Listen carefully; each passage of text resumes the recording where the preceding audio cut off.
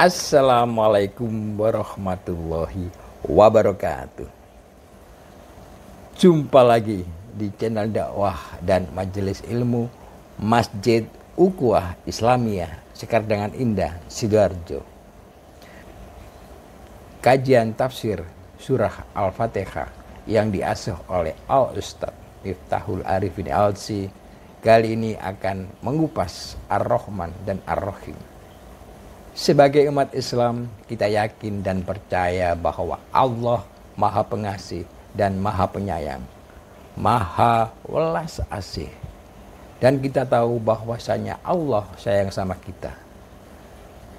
Tapi terkadang muncul pertanyaan di kalangan umat Islam atau bahkan diri kita sendiri mempertanyakan, katanya Allah itu sayang, kenapa justru umat Islam yang banyak sengsara, banyak yang miskin, dan banyak yang terlunta-lunta, sedangkan non-muslim justru hidup bergelimang kemewahan? Banyak orang jahat justru gampang mendapatkan rezeki. Banyak penjudi dan pemabuk yang gampang sekali mendapatkan kenikmatan-kenikmatan. Apakah kita salah? Atau memang kita yang kurang memahami makna dari Ar-Rahmanur Rahim, bahwasanya Allah Maha Penyayang dan Pengasih? Kita simak selengkapnya. Anda bisa menyimak kajian-kajian yang lain melalui media sosial kami Masjid Ukhuwah Islamiyah di YouTube, Instagram, dan di Facebook. Dan bagi Anda yang belum subscribe, silakan subscribe. Tinggalkan komen agar kami berbenah. Dan yang paling penting, share channel ini kepada keluarga, sahabat, dan grup-grup komunitas Anda. Semoga dengan langkah kecil yang sederhana ini bisa membuat mereka mendapatkan hidayah dan insya Allah menjadi ladang amalan yang baik yang dirahmati Allah Subhanahu wa ta'ala. Amin, amin, amin ya rabbal alamin. Wassalamualaikum warahmatullahi wabarakatuh.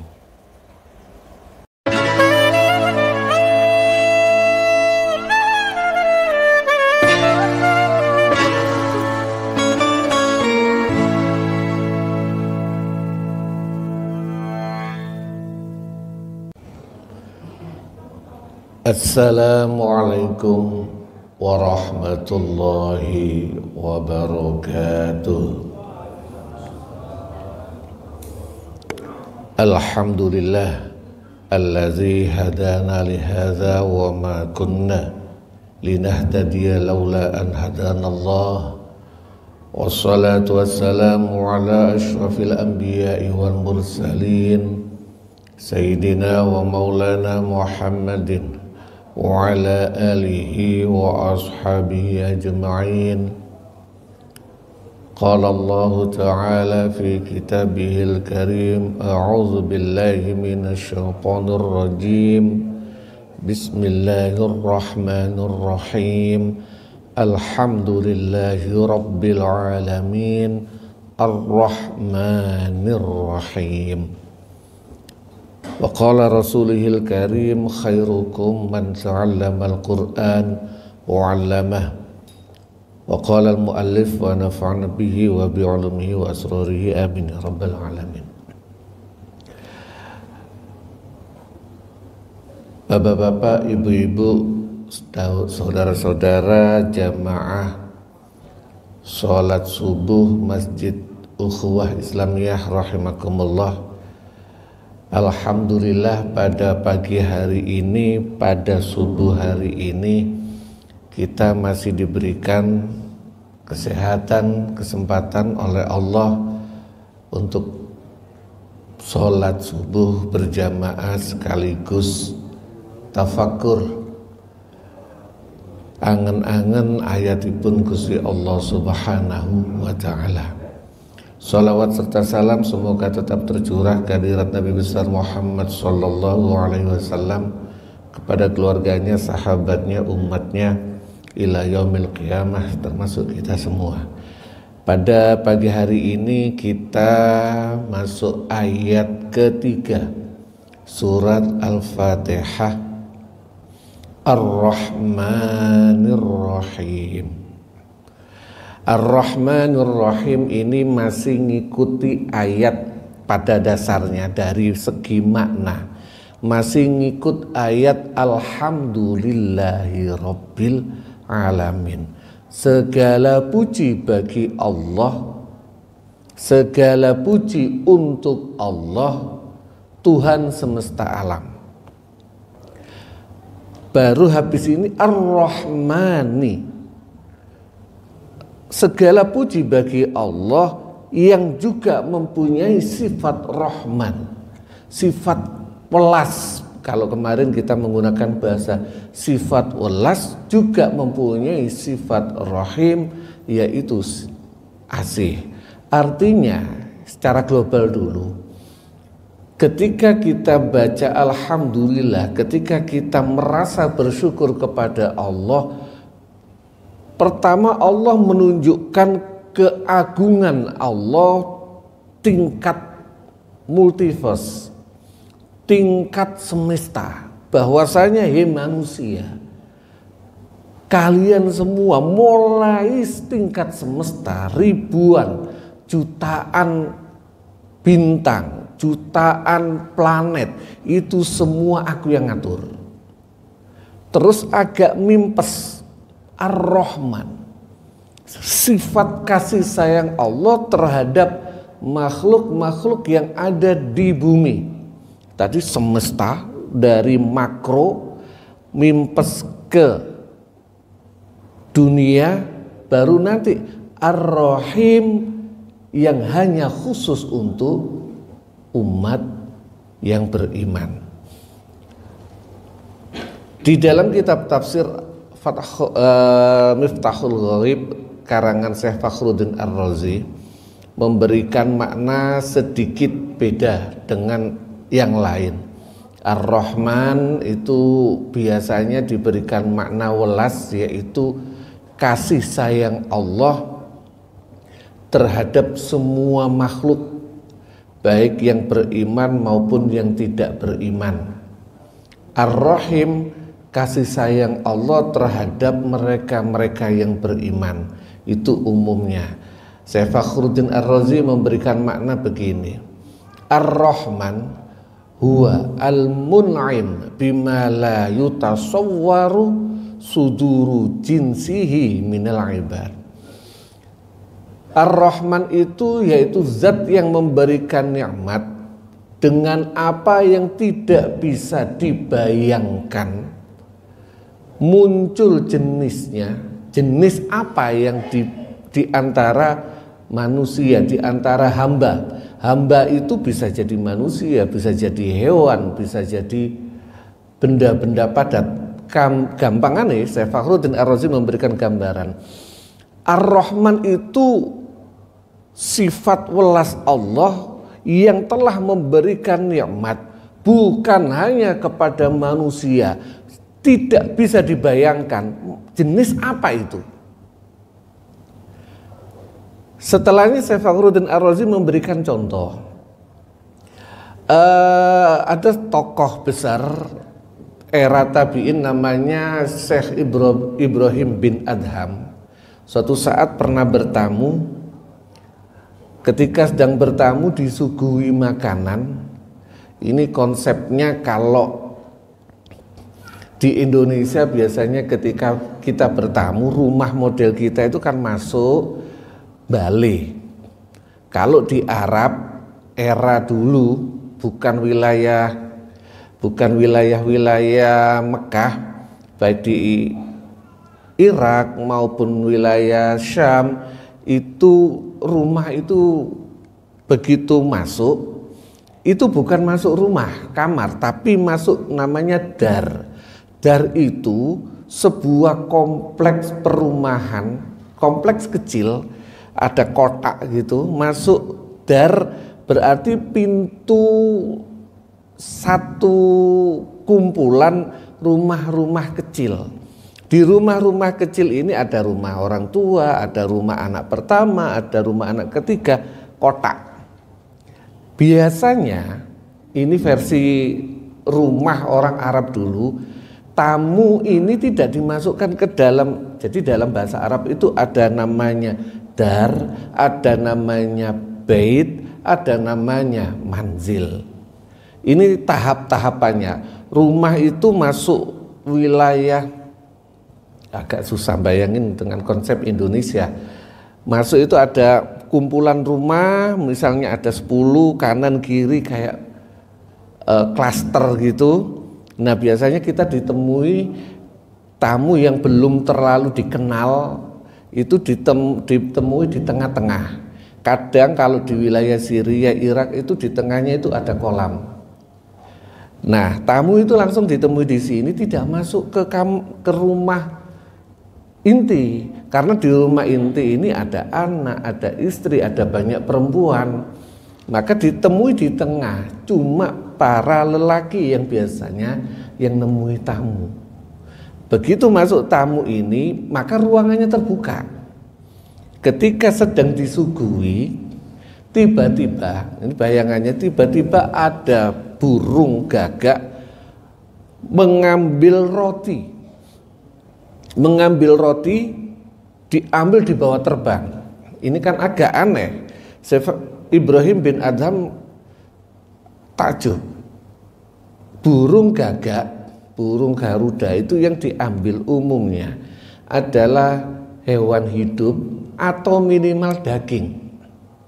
Ini kok roti? Penasaran, dikejar sama Syekh Ibrahim bin Adham. Kemana ini burung? Diikuti terus. Begitu diikuti terus, ternyata burung gagak ini sampai ke sebuah tempat yang ada seorang manusia sedang diikat seluruh tangannya. Roti yang diambil ini dilempar ke mukanya, sehingga orang tersebut bisa makan. Ini bayangan Syekh Fakhruddin Ar-Razi tadi. Allah itu memberikan nikmat sampai seperti itu. Orang yang sedang terikat, sedang tidak bisa dibayangkan, kok iso. Sama dengan, mohon maaf, yang sedang ngetop berita belakangan di peristiwa runtuhnya Pondok Al-Khawzi ini, banyak cerita-cerita yang kadang nggak masuk akal. Banyak yang nggak masuk akal. Ini contoh. Ada lagi digambarkan sama Syekh Fakhruddin Ar-Razi, cerita yang diriwayatkan oleh Syekh Zunnun, sama kelompok tabi'in, kelompok sebelum generasi era sebelum lahirnya Imam Syafi'i, Imam Hanafi, belum, masih era awal-awal setelah sahabat. Zunnun suatu saat beliau bercerita, suatu malam saya itu sedang, kalau kita galau, tapi kalau ini ahli zikir, beliau nggak galau. Tiba-tiba malam itu pingin bangun, pingin jalan-jalan. Dalam perjalanan, Syekh Zunnun ini melihat seekor kalajengking besar lari cepat. Penasaran, kok ada kalajengking besar lari cepat? Penasaran, diikuti. Ya mungkin ini didesain sama Allah agar para ulama-ulama ini melihat secara nyata betapa Rahman Rahimnya Allah. Maka kalajengking ini diikuti sampai ke pinggir sungai Nil. Ceritanya Syekh Zunnun ini di Mesir. Sampai di pinggir sungai Nil, di situ ada katak besar menunggu. Si kalajengking ini langsung naik punggungnya katak, lari menyeberang ke sungai Nil sebelah sana. Sungai Nil yang pernah lihat itu lebar sekali, tidak bisa dibayangkan lebarnya sama sini sungai terlebar itu. Ya ala kita yang tahu kan Sungai Berantas, berkali-kali lipat. Ini lari jauh lewat kata. Syekh Zunnun naik perahu, ada penyewaan perahu, diikuti sampai ke seberang jalan. begitu nyampe ke seberang sungai, si kalajengking itu langsung menuju ke salah seorang pemuda yang sedang tidur. Di dekatnya ada ular kobra. Tiba-tiba ini langsung bertarung dengan ular kobra, saling mengeluarkan bisanya, dua-duanya mati. Sedangkan si anak manusia ini tidak tahu bahwasannya dia diselamatkan oleh Allah melalui kalajengking. Ini digambarkan sama Syekh Fakhruddin Ar-Razi, betapa sayangnya Allah. Manusia kita bisa jadi karena kita tidak tahu aja. Ketika kita tidur, banyak makhluk-makhluk, entah itu makhluk berupa hewan, makhluk berupa mohon maaf jin dan sebagainya yang mengganggu kita, tapi kita diselamatkan oleh Allah. Kita yang nggak tahu, karena kita nggak tahu, ngapunten, kadang-kadang kita rasa syukur kita terhadap Allah sangat minim. Ini digambarkan. Ada lagi, Syekh Fakhruddin Ar-Razi memberikan contoh. Ini umum di wilayah Arab. Ada, jadi diperhatikan burung sejenis garuda, gagak. Huruf di situ di bahasa Arabnya huruf gagak. Itu ketika menetas, begitu menetas masih belum, si gagak ini masih bayi, belum tumbuh bulunya, sayapnya belum bisa, dia belum bisa terbang, dia tidak bisa ngapa-ngapain, hanya seperti gumpalan daging merah. Si gagak yang habis menetaskan, mengerami anaknya ini pergi. Sang anak yang masih bayi ini ditinggalkan sendiri, cul. Karena dia baru lahir, masih warna merah, mungkin ada bau yang kurang menarik, sehingga lalat-lalat berdatangan. Ketika lalat-lalat ini berdatangan, barulah si gagak yang baru netas ini makan dari lalat yang berdatangan. Betapa agungnya Allah, sayangnya Allah terhadap hamba-hambanya, termasuk burung gagak, dikasih makan. Padahal sama orang tuanya, gagak induknya sudah ditinggalkan. Ada salah seorang ulama, Syekh, dalam kitab Tafsir Al-Jawahir, Tontowi Al-Jauhari, itu sampai membuat satu tambahan tafsir, satu jilid penuh, hanya untuk membahas Ar-Rahmanir Rahim. Satu jilid penuh. Karena kebetulan Syekh Tontowi Al-Jauhari ini mengupas tafsir berdasarkan sains. Jadi digambarkan sekilas kita manusia ini, maka dalam beberapa ayat itu bumi itu seperti dihamparkan, dibeber, sehingga banyak orang menafsiri karena dibeber maka bumi itu diartikan datar. Padahal ini versi kitab tafsir Syekh Tontowi Al-Jauhari, yang dimaksud digelar itu sama dengan manusia itu digelarkan permadani. Di bumi ini kita itu kayak digelari permadani. Wis cemepak bahasa kula. Kita hidup ini di bumi ini wis cemepak, koyok digelar permadani. Kalau dibahas secara sains, bumi ini dan kita sampai saat ini hanya bumi ini yang layak dan bisa ditempati oleh makhluk hidup. Saya nggak ngomong manusia, yang bisa ditempati oleh makhluk hidup. Detil banyaknya air yang ada di permukaan, banyaknya air yang ada di dalam bumi, sampai perlindungan Allah melalui atmosfer, biosfer, apa di tulisannya itu banyak, yang fir-fir itu banyak sekali. Betapa perlindungan Allah melalui itu, bumi yang berputar 24 jam itu diatur agar sinar matahari yang sedemikian terik, jika bumi ini mohon maaf berhenti 1 jam saja tidak berputar, berhenti 1 jam saja tidak berputar, maka wilayah yang kena terpaan paparan sinar matahari tersebut bisa hangus.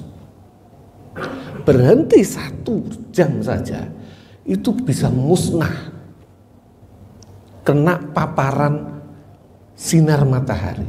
Artinya kasih sayang Allah terhadap umat manusia itu sangat-sangat dahsyat, apalagi kalau kita mau belajar detailnya. Air contoh, saya dulu juga belum sempat berpikir, tapi begitu membuka kitab tafsir sains Ayatul Kauniyah yang menarik, ini gambaran mawon hanya sekedar betapa agungnya Allah, betapa dahsyatnya desain Allah. Air di pegunungan, kita tahu berdasarkan hukum Archimedes kalau nggak salah, air itu selalu turun ke bawah. Air itu selalu turun ke bawah.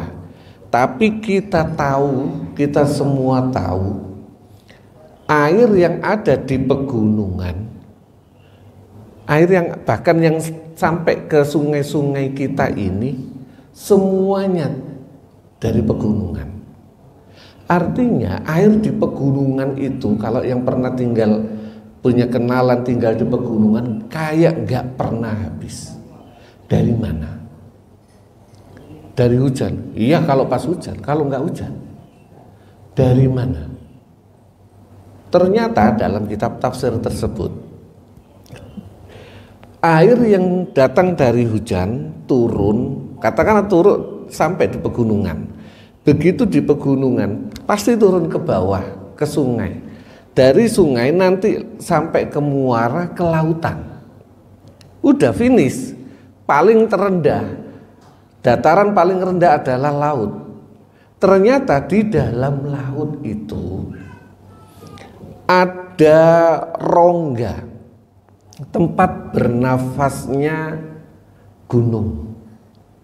Sehingga air yang ada di laut itu dibawa sama magma yang ada di dalam gurun, dibawa ke atas gunung, sehingga proses air masuk ke gunung, ke pegunungan itu sudah diproses, direbus sama magma. Maka mboten heran air pegunungan itu paling bersih. Air yang di pegunungan yang akhirnya kita minum itu kan diambil dari air pegunungan. Kenapa? Sangat bersih karena itu sudah melalui proses direbus sama Allah melalui magma. Kalau belajar Ayatul Kauniyah merinding, Pak. Sayangnya Allah terhadap umat manusia. Barang semua barang cemepak. Kita kalau mau kurang sayang ya apa ambek Gusti Allah sama umat manusia. Di Indonesia bahkan di luar negeri, nggak usah, tumbuhan sejenis padi itu cukup ditebar saja itu tumbuh. Manusia hanya cuma merawat, pada dasarnya cuma merawat, maka akan bisa panen. Tidak perlu harus ditunggui tiap hari, tidak perlu harus diperhatikan tiap jam. Semuanya sudah dihamparkan sama Allah melalui proses sifat Allah yang sangat-sangat sayang terhadap kita umat manusia. Baru selanjutnya Syekh Fakhruddin Ar-Razi memberikan makna Ar-Rahim huwa al-mun'im bima yutasawwaru jinsuhu minal ibad. Sifat sayang Allah, Allah yang memberikan nikmat dengan apa yang bisa dibayangkan jenisnya, hamba-hamba yang bisa dibayangkan jenisnya, yaitu orang yang beriman. Sifat rahim ini lebih khusus hanya kepada orang-orang yang beriman. Kenapa saya menggunakan kalimat yang beriman? Karena bukan hanya umat era sekarang. Agama itu sempat kita bahas bahwasanya agama di muka bumi ini semuanya namanya Islam pada dasarnya. Mulai agama yang dibawa Nabi Ibrahim, yang dibawa Nabi Musa, yang dibawa Nabi Isa, pada dasarnya adalah Islam. Walaupun akhirnya agar membedakan kelompok itu, membedakan, akhirnya berubahlah namanya menjadi Yahudi, Nasrani dan sebagainya. Tapi ada juga kelompok yang sebelum pra Nabi Adam. Jadi manusia pertama itu Nabi Adam. Tapi makhluk yang menempati bumi ini, yang pernah memberikan peradaban di muka bumi ini, bukan hanya manusia. Manusia pertama adalah Nabi Adam. Tapi makhluk yang mempunyai peradaban di muka bumi ini bukan hanya manusia. Kalau dalam kitab tafsir nanti akan disebut namanya Banul Jan. Pun digambarkan lagi sama Syekh Fakhruddin Ar-Razi. Wa'lam annal hawadits ala qismaini. Ketahuilah wahai umat manusia, kejadian itu terbagi menjadi dua. Minhu ma yuzannu annahu rahmah ma'a annahu la yakunu kazalik, bal yakunu fil haqiqati azaban wa nikmah. Ada kasus yang kadang dianggap sebagai rahmat, padahal itu bukan, tidak seperti itu. Bahkan pada hakikatnya yang kita anggap anugerah, kita anggap rahmat, itu adalah azab. Kadang nih, ada sesuatu yang kita anggap seperti anugerah, padahal itu bukan anugerah, itu adalah azab. Wa minhu ma yuzannu fil zahir annahu azabun wa niqmah ma'a annahu yakunu fil haqiqati fadlan wa ihsanan wa rahmah. Dan ada yang kita anggap itu adalah zahirnya, itu adalah azab, padahal hakikatnya itu adalah anugerah, rahmat dari Allah Subhanahu wa ta'ala. Syekh Fakhruddin Ar-Razi memberikan contoh begini. Orang tua, jika ada orang tua membiarkan anaknya keleleran, nggak disuruh belajar, dibiarkan saja, nggak belajar, ya wis, bah, awakmu gak belajar, ya wis, disuruh ya udah dia main, kasih handphone, game dan sebagainya, kayaknya, ngapunten, sepertinya itu kasih sayang.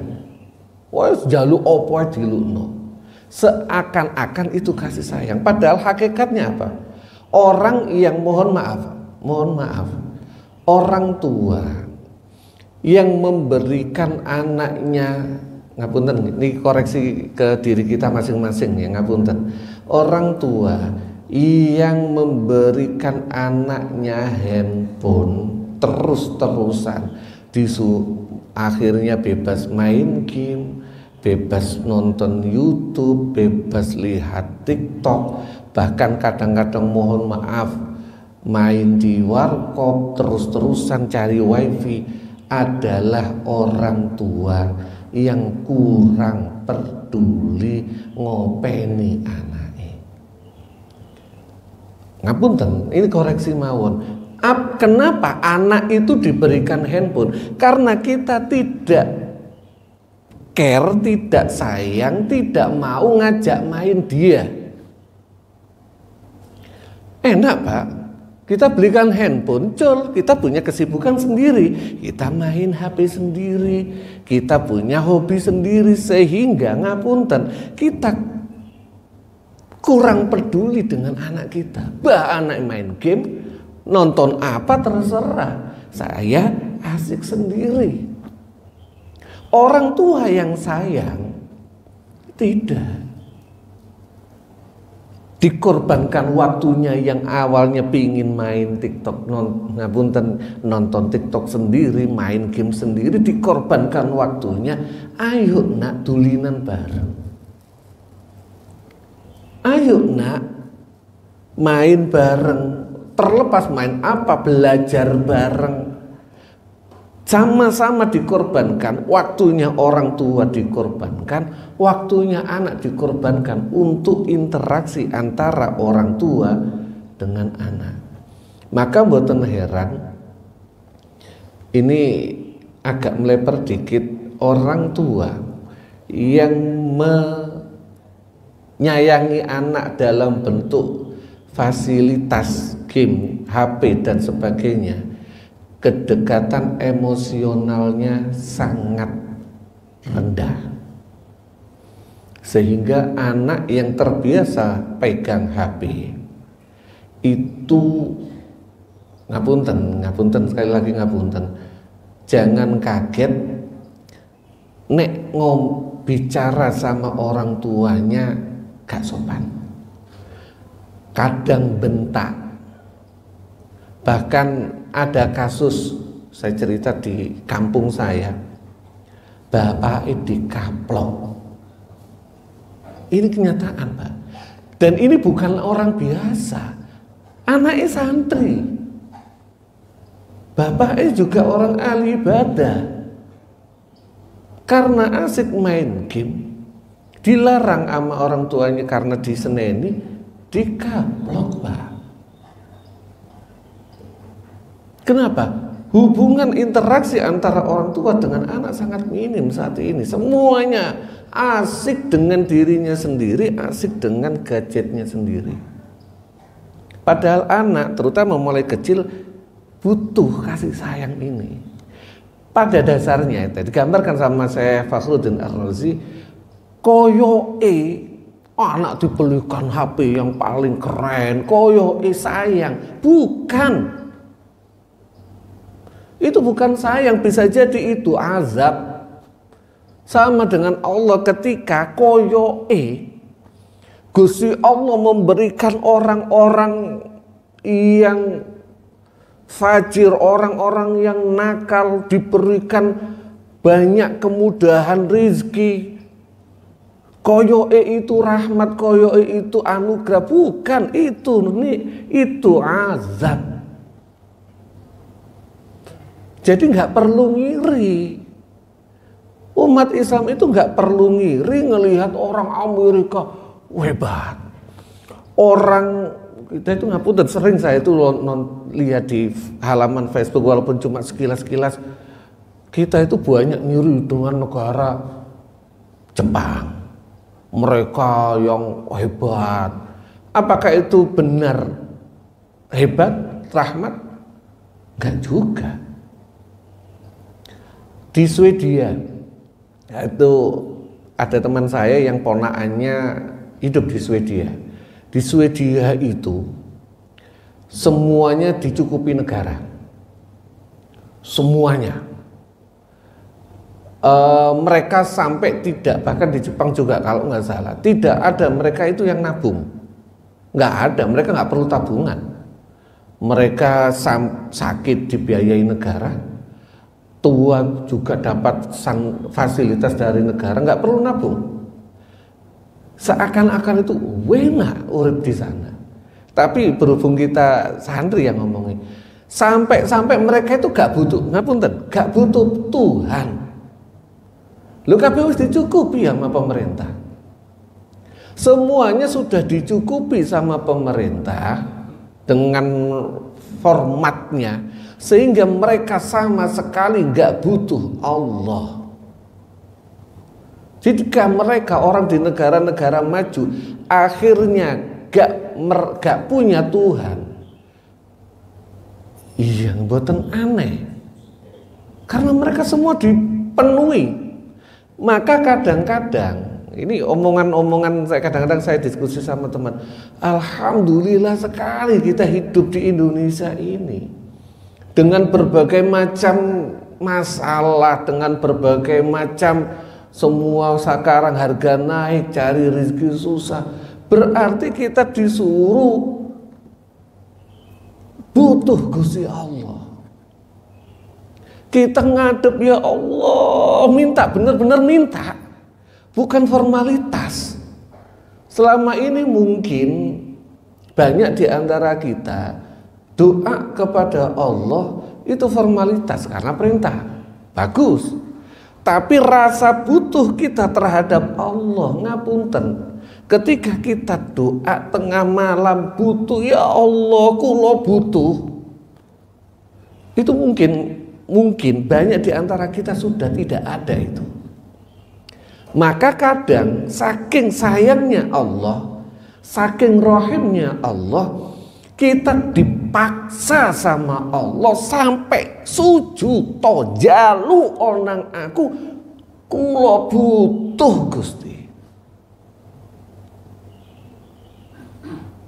Ini kayaknya kita itu ya Allah cek iwune ngapunten belakangan ini mboten musaan banyak di antara kita teman-teman circle saya, ya Allah cek iwune urip iki sing dodolan, banyak yang jualan ini, jualan kopi ya, yang biasanya penghasilannya gampang. Ini versi teman-teman saya. Ada yang teman saya yang buka warkop, itu satu hari dapat pelanggan masuk 5 itu sudah alhamdulillah.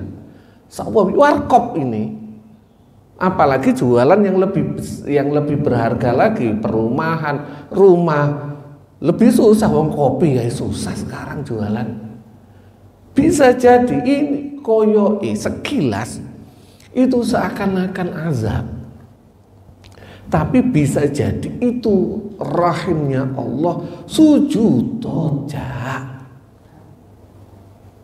jalu onang aku.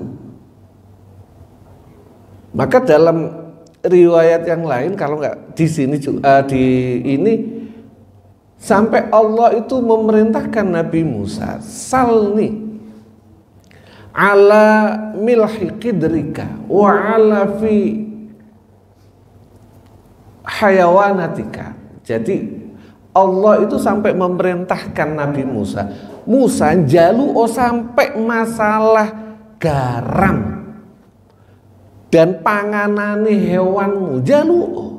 Bahasa kadang bisa jadi Allah memaksa Nabi Musa, bahkan urusan sekecil itu pun minta agar kita punya rasa butuh kepada Allah Subhanahu wa Ta'ala. Jika kita ngapunten urip enak, semua terpenuhi secara materi, saya yakin ngapunten, saya yakin butuh nang Allah minim.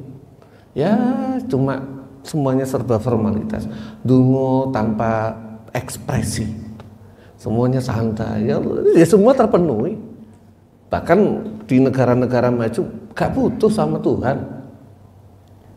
Jadi jangan heran mereka agamamu apa? Oh, gak punya agama, mereka gak butuh, susah. Jadi seakan-akan Allah memberikan kayaknya itu rahmat anugerah, bisa jadi itu bukan anugerah. Kita yang harus mulai, ayo husnuzon, kembali lagi, ayo husnuzon nang Gusti Allah. Bisa jadi hidup kita yang mungkin saat ini ngepres, mungkin saat ini yang turun downgrade, yang biasanya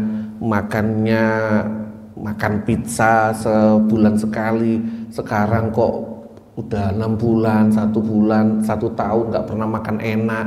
Bisa jadi itu justru sayangi Gusti Allah. Yang biasanya kita gampang beli ayam, tiap hari makan ayam, sekarang cuma tahu tempe ngepres, kadang-kadang sesekali ikan mujair. Bisa jadi itu wujud kasih sayang Allah terhadap kita. Bisa jadi karena dengan berkurangnya kita makan ayam, kita makan junk food, justru kita lebih sehat. Jadi Rahman Rahim itu begitu. Termasuk diantaranya kenapa orang ngapunten non muslim, bahkan orang-orang wis non muslim, wis jahat, zalim, kita sebutlah, nggak usah Amerika, Israel, itu kan sudah zalim, sudah jahat, wis gak duwe iman. Sedangkan zaman kita bayangkan orang Palestina, iya wis sengsara, insya Allah banyak diantara mereka beragama Islam, sengsara terus nggak pernah selesai. Itu sifat dari, selain sifat Rahman Rahim Allah, juga ada sifat keadilan Allah. Kadang-kadang ngapunten, sering kita bertanya, ada orang itu mempertanyakan rasa keadilan Allah. Di mana keadilan Allah? Kenapa mereka yang jahat terus kaya? Kenapa yang miskin terus miskin? Ini kan ada Pak, ngapunten. Di mana letak keadilan Allah? Justru itulah letak keadilan Allah. Karena orang yang tidak beriman, yang kafir, sak kafir-kafire wong, sak jahat-jahate wong, hampir pasti punya kelebihan. Kadang mereka itu rajin nyah-nyoh, rajin. Walaupun yang diberi itu adalah tetangganya, keluarganya sendiri, itu mereka sedekah. Sedekah ini sama Allah langsung dibayar kontan di bumi. Di dunia dibayar kontan. Kita umat Islam mungkin sedekahnya lebih banyak dibandingkan dia, tapi tidak dibayar kontan. Kita sedekah, janji Allah jelas, siapa yang sedekah 1 minimal dikasih balikan 10. Jenengan sedekah 1 juta pasti minimal 10 juta. Cuma apakah 10 juta ini diberikan kontan di bumi atau disimpan sama Allah di akhirat? Kalau yang 10 juta ini diberikan di bumi, hidup panjenengan mewah. Kasih 1 dikasih 10. Hebat. Itu orang non muslim hampir selalu seperti itu.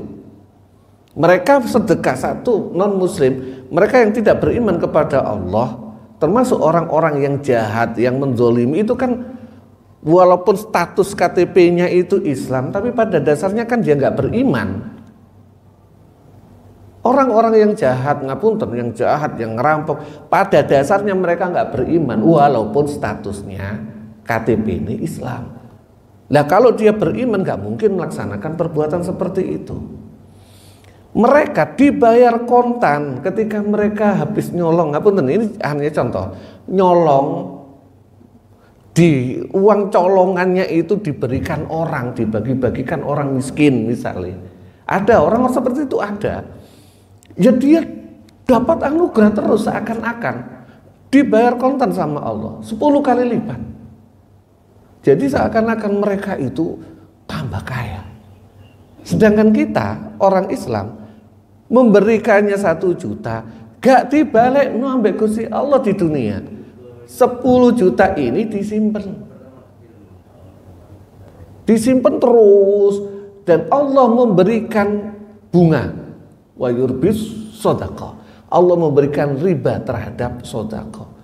Maka semakin lama tidak dikasih terhadap kita di bumi, jenengan sodaqah 1 juta kok gak dibalik-balik ambek Gusti Allah, maka ini semakin muda, di akhirat jenengan bingung. Sodaqahku kok mek sakmene oleh sakmene. Itu sifat Rahman Rahim Gusti Allah. Wow, sampun dibel Barangkali wonten pertanyaan, monggo. Siap. Assalamualaikum warahmatullahi wabarakatuh. Waalaikumsalam warahmatullahi wabarakatuh. Tadi ayat yang ketiga itu Ar-Rahmanir-Rahim ya, Ustaz. Lalu apa bedanya dengan ayat yang pertama Bismillahirrahmanirrahim? Sehingga ada beberapa ulama yang menyatakan bahwa Bismillahirrahmanirrahim itu bukan bagian dari ayat Al-Fatihah. Tapi kalau ada ulama yang memasukkan itu ayat daripada Al-Fatihah, lalu apa maknanya antara ayat satu dengan ayat yang kedua? Yang tentunya Allah ada tujuan-tujuan atau maksud tertentu.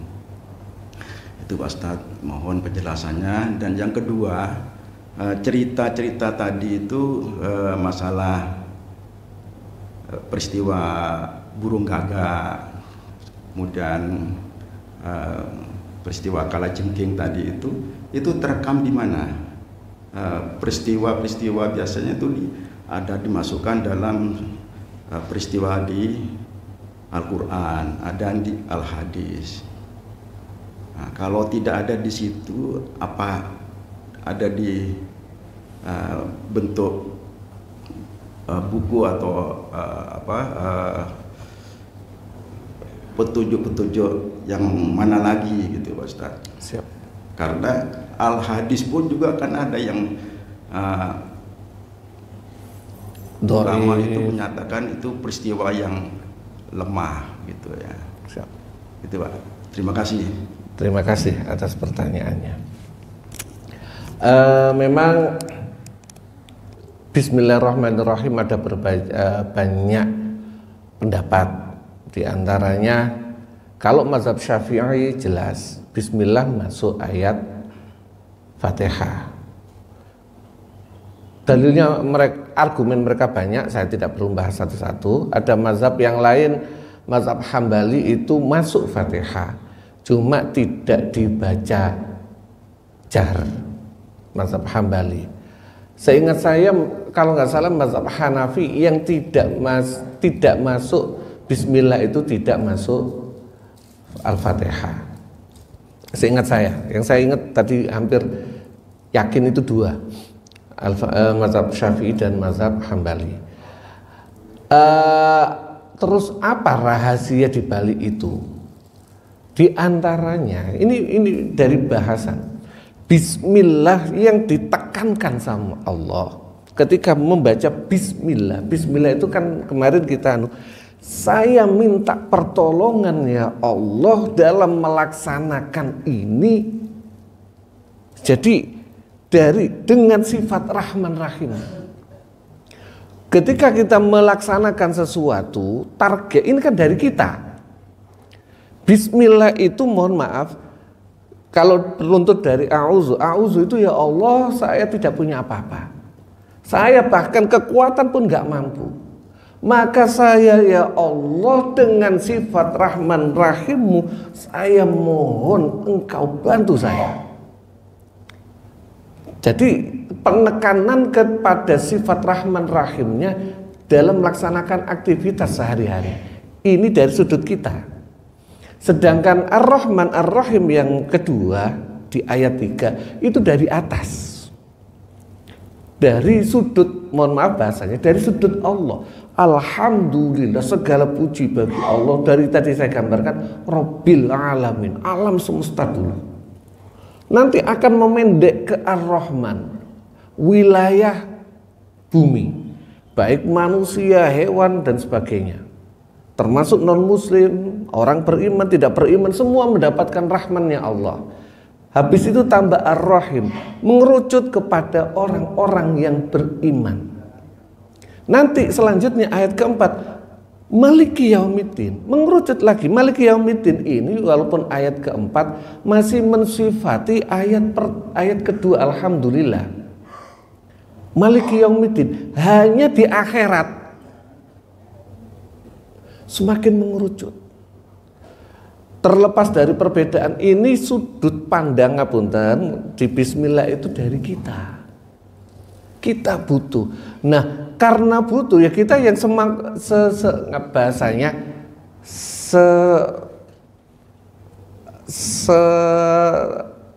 dimensi terdekat kita aja.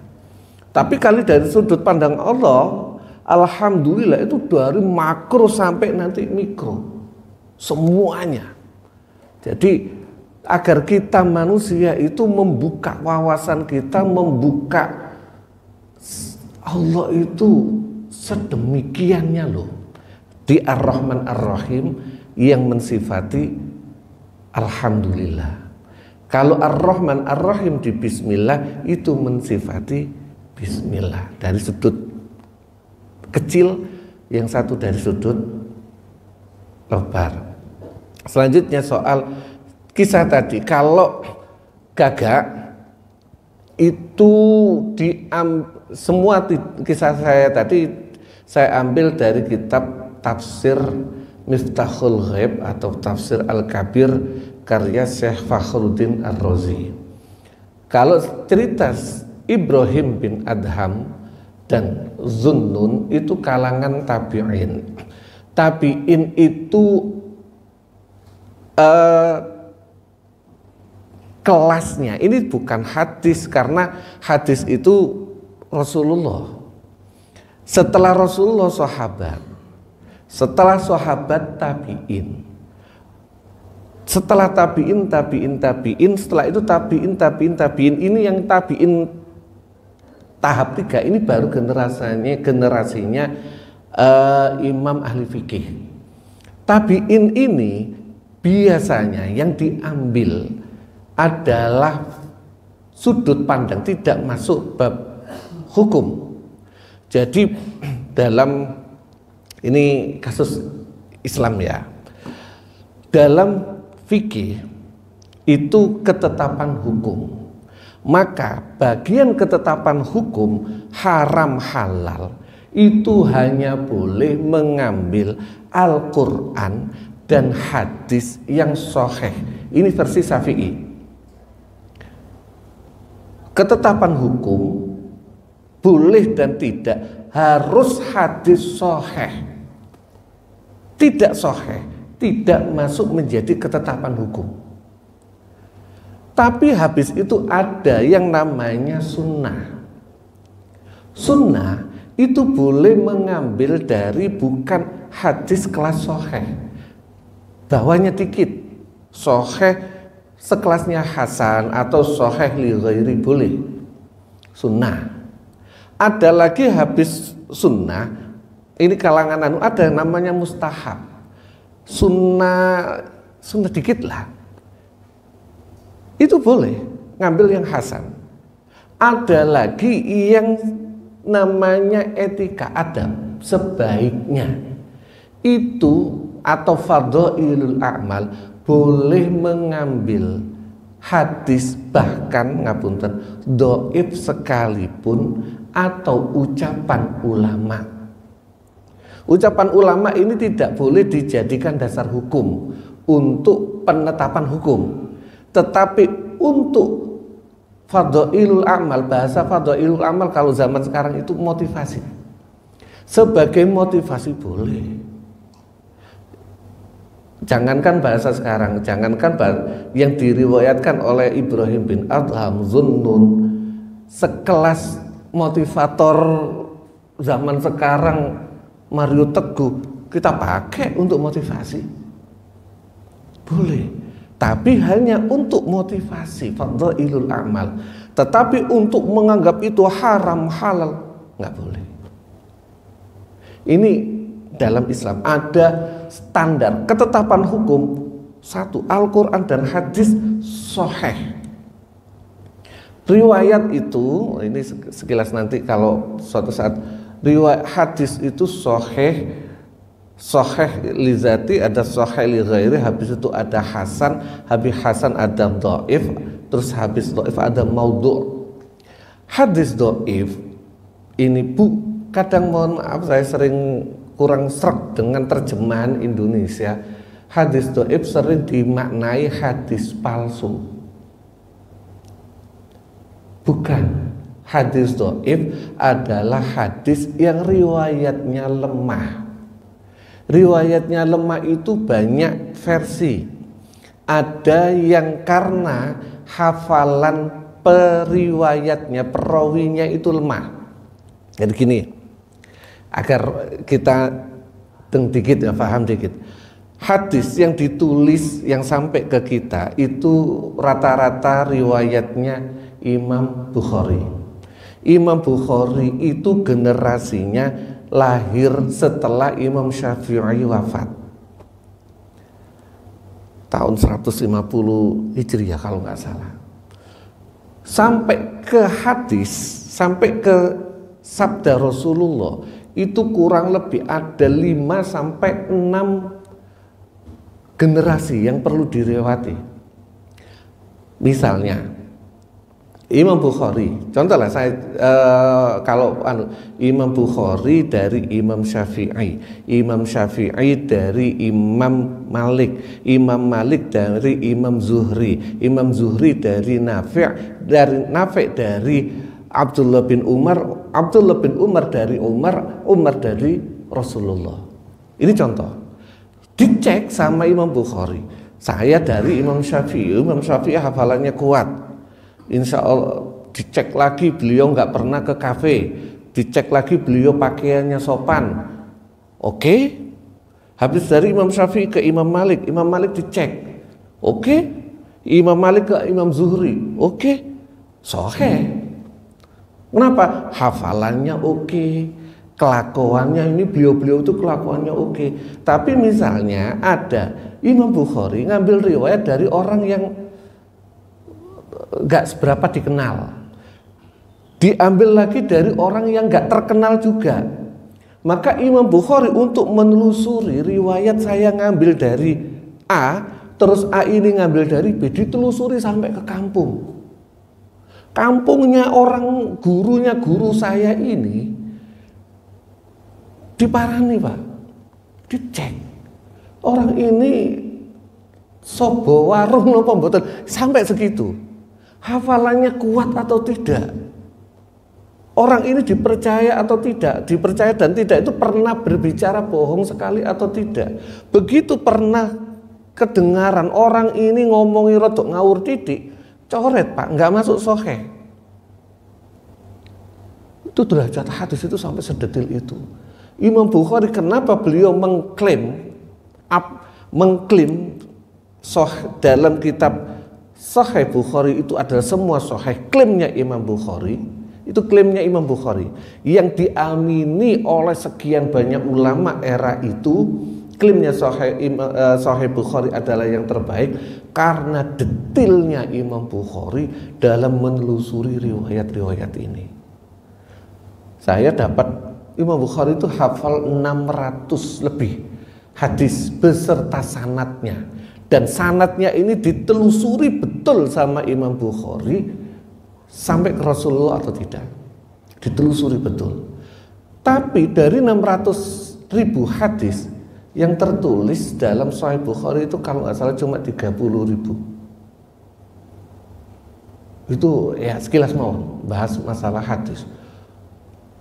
Imam Muslim sama, walaupun Imam Muslim sedikit agak longgar. Imam Abu Hanifah dalam musnadnya, Imam Ahmad bin Hanbal itu terkenal dengan musnid, sebutan beliau hafal 1 juta hadis beserta sanadnya. Jadi bukan cuma hafal Nabi Hurairah radhiyallahu anhu, bukan.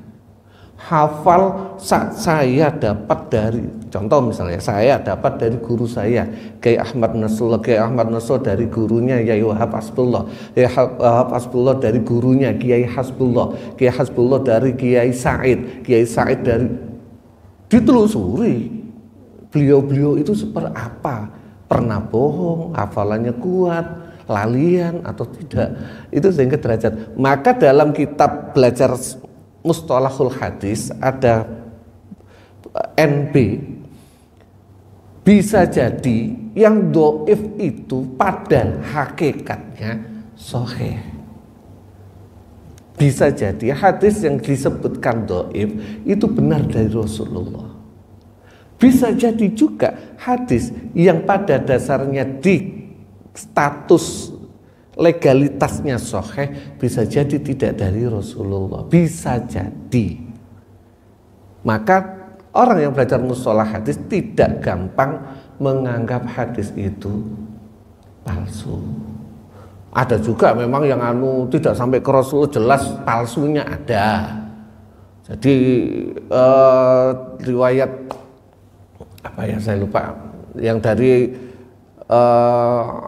Umar bin Abdul Aziz, padahal bukan Umar bin Abdul Aziz yang berbicara, gak sampai ke Rasulullah bisa karena zaman dulu itu saking hebatnya Harun ar-Rasyid memberikan hadiah kepada para periwayat hadis, para penulis ilmu. Jadi siapa yang nulis ilmu ditimbang bukunya, dan dulu bukunya terbuat dari kulit, ditimbang sebesar itu pula lah diberikan emas terhadap penulis buku zaman itu. Sehingga orang kadang-kadang ngawur, saking semangatnya ngawur, pokoknya oleh duit. Nah, tapi generasi setelah Harun ar-Rasyid datanglah generasinya Imam Bukhari, Imam Muslim, Imam Turmuzi yang ngecek, jangan-jangan orang yang dulu nulis itu ngawur, cuma cari duit, sehingga terkoreksi. Walaupun secara klaim dan diakui oleh sebagian besar ulama ahli hadis, ulama ahli sanad, kemungkinan besar yang ada di riwayat Sahih Bukhari hampir semuanya sahih. Tapi tidak menutup kemungkinan di luar itu juga banyak yang sahih. Kurang lebih ngoten. Hanya sekedar membuka wawasan kita tentang hadis. Ampun ya. Pun mugi-mugi bermanfaat. Mugi-mugi angen-angen kita, nambah wawasan kita, nambah iman kita, kedekatan kita, ridho Allah kepada kita semua. Amin ya rabbal alamin. Monggo kita tutup kalian doa. A'udzubillahi minasyaitonirrajim. Bismillahirrahmanirrahim. Walhamdulillahirabbil alamin. Hamdan syakirin, hamdan na'imin, hamdan ya'fil malika mazidah. Ya Rabbana lakal hamdu kama yanbaghi li jalali wajhika wa 'azimi sultanik.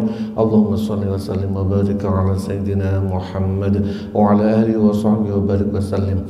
Rabbana zalamna anfusana wa illam taghfir lana wa tarhamna lanakunanna minal khasirin. Rabbana la tuzigh qulubana ba'da idh hadaytana wa hab lana min ladunka rahmah innaka antal wahhab. Rabbana anzilna munzalan mubarakan wa anta khairul munzilin. Rabbana ighfir lana wa liwalidayna warhamhuma kama rabbayana shighara. Rabbana hab lana min azwajina wa dhurriyyatina qurrata a'yun waj'alna lil muttaqina imama. Rabbana atina fid dunya hasanah wa fil akhirati hasanah wa qina 'adzaban nar. Subhana rabbika rabbil 'izzati amma yasifun wa salamun 'alal mursalin walhamdulillahi rabbil alamin. Al-Fatihah.